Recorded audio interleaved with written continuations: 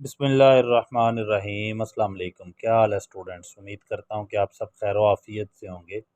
MTH 501 की assignment number 1 आ गई है और उसका सलूशन लेकर आया हूँ। असाइनमेंट नंबर 1 जो है ये 2 इंचार्जेस की सेम असाइनमेंट है।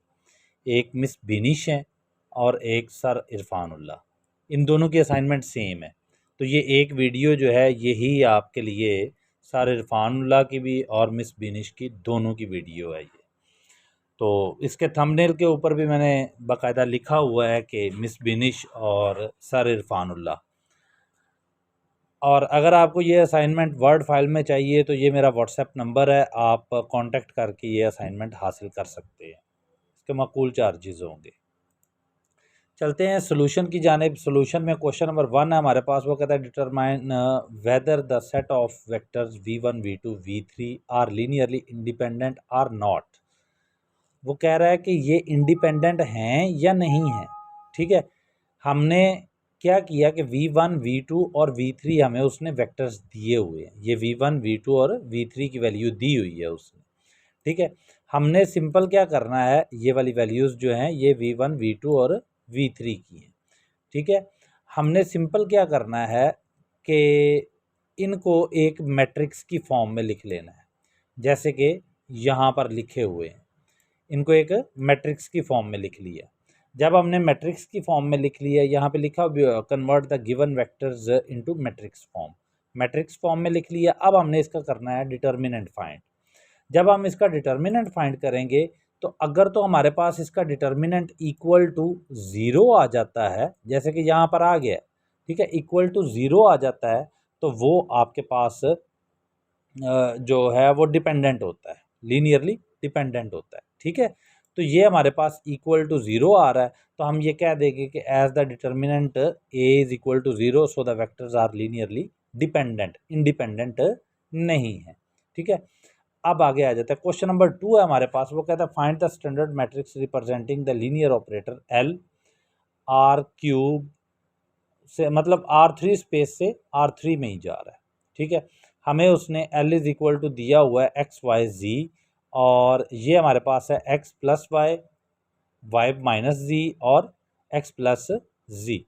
ठीक है, हमने इसका सोल्यूशन फाइंड करना है। सबसे पहले तो हमने R3 के बेसिस वेक्टर बनाने होते हैं। बेसिस वेक्टर क्या है हमारे पास? L is equal to E1 E2 E3।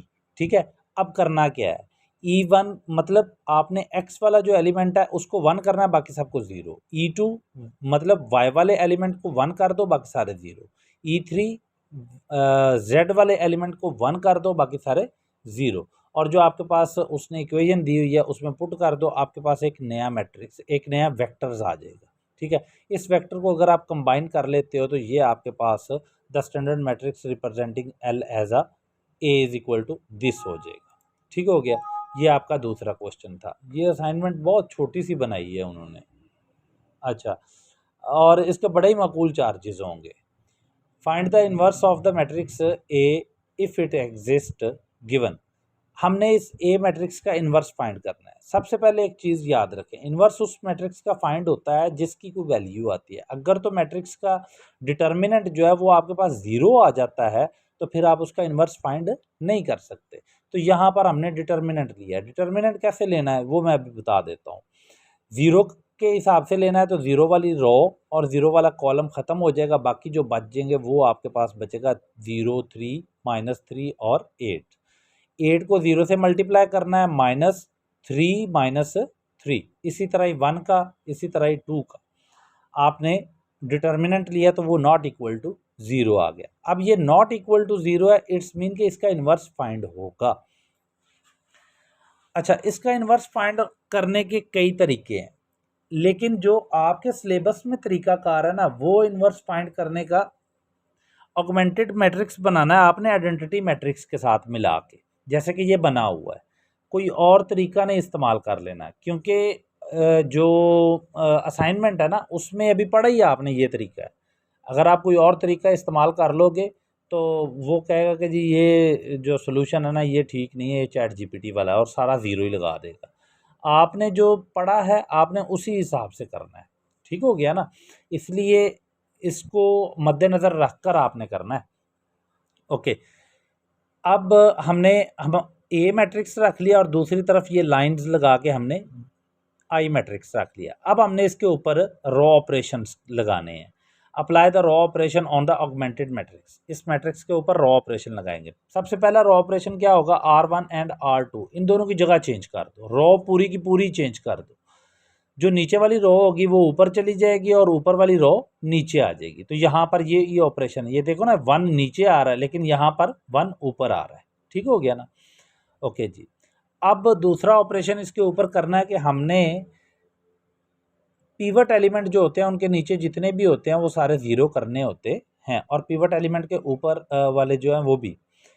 अच्छा, ये हमारे पास एक तो R2 का तो एलिमेंट जो पिवट के नीचे आ रहा है वो तो ज़ीरो है, लेकिन ये 4 जो है ये ज़ीरो नहीं। तो हम क्या करते हैं, R3 में से -4R1 कर देते हैं। मतलब R1 को पहले हमने 4 से मल्टीप्लाई करना है और फिर माइनस कर देना है। तो हमारे पास ये वाला सोल्यूशन आ जाएगा।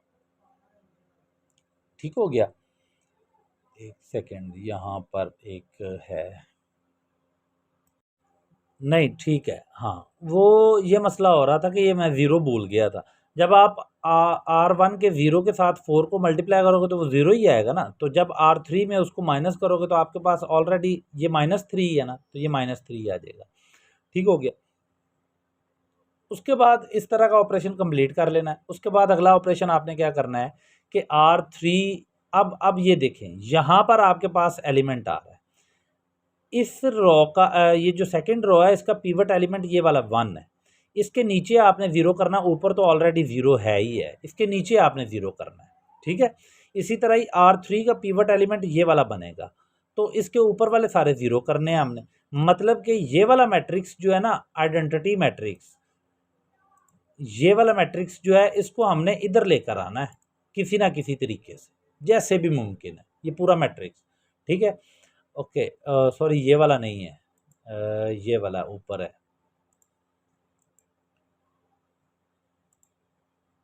ये वाला मैट्रिक्स। इस मैट्रिक्स को इस साइड पे लेकर आना है, ऐसे उठा के नहीं ले आना, इसके ऊपर कैलकुलेशंस होंगी सारी, वो अभी कर रहे हैं हम। ठीक है, ओके जी। अब R3 प्लस 3R2 एक ऑपरेशन होगा जिसमें आपके पास R3 के नीचे R2 का पिवट एलिमेंट जो है उसके नीचे जो एलिमेंट होगा वो ज़ीरो हो जाएगा और ऊपर वाला ऑलरेडी ज़ीरो है। बाकी सारी रॉ पे भी ऑपरेशन होगा, सिर्फ इसी पे नहीं ऑपरेशन होगा। उसके बाद हम क्या करते हैं कि R3 को 1/2 से मल्टीप्लाई कर देते हैं। जब आप 1/2 से मल्टीप्लाई करोगे तो ये 2 कैंसिल हो जाएगा, तो आपके पास 1 आ जाएगा। अब ये सारा आपके पास वो बन गया, क्या इसको कहते हैं, डायगोनल बन गया, 1 1 आ गया। ठीक हो गया। अब आपने इस 1 के ऊपर वाले एलिमेंट जो हैं वो ज़ीरो करने हैं। अगले ऑपरेशन में हम क्या करते हैं कि R1 - 3R3, तो आपके पास ये वाला एलिमेंट जो है ये ख़त्म हो जाएगा, रिमूव हो जाएगा, आपके पास ज़ीरो हो जाएगा। ये देखिए यहाँ पे 3 था, यहाँ पे 0 हो गया। ये कैलकुलेशन मैंने बड़े हिसाब से की है, आप चेक भी कर सकते हैं, कोई मसला नहीं है, लेकिन अगर कोई गलती हो तो इंसान हो। ओके, उसके बाद है R2 - 2R3, R2 - 2R3। तो R2 के ऊपर ऑपरेशन करना है, मतलब R3 को आपने 2 से मल्टीप्लाई करना है और माइनस कर देना R2 में से। ठीक है, R3 को जब आप 2 से मल्टीप्लाई करेंगे तो ये 2 बन जाएगा ना, तो जब आप इसको R2 में से माइनस करेंगे तो यहाँ पर 0 हो जाएगा। तो ये देखें, वही मैट्रिक्स जो मैंने आपको कहा था दूसरी तरफ लेकर जाना है वो हम इस तरफ ले आए हैं और आपके पास ये वाला एक नया मैट्रिक्स बन गया। ठीक हो गया जी। अब ये वाला जो नया मैट्रिक्स है यही आपका इन्वर्स होगा। जो गिवन मैट्रिक्स था उसका इन्वर्स ये है, लेकिन फाइंड इस तरीके से करना है, दूसरे तरीके से करेंगे तो वो गलत होगा, क्योंकि वो कहेंगे कि जी ये तो हमने पढ़ाया ही नहीं, तो ये स्टूडेंट को कैसे आ गया तरीका।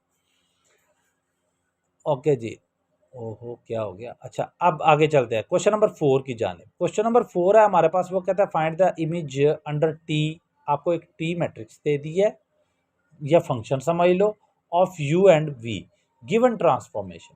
टी ऑफ एक्स जो है वो आपके पास 0 -1 1 और 0 है, x1 x2, और आपने इसका इमेज बनाना है। u की वैल्यू आपको दे दी है और v की वैल्यू भी दे दी है। ठीक है, अब आपने क्या करना है कि सिंपल u के लिए सबसे पहले क्या करना है आपने कि जहाँ पर x1 है वहाँ पर आपने -4 पुट करना है, और जहाँ पर y है और मतलब x2 है वहाँ पर आपने 1 पुट करना है। तो जब आप ये करेंगे तो आपके पास ये चीज़ बन जाएगी, x2 की वैल्यू 1 है ना, तो यहाँ पर -1 और x1 की वैल्यू 4 आ जाएगी।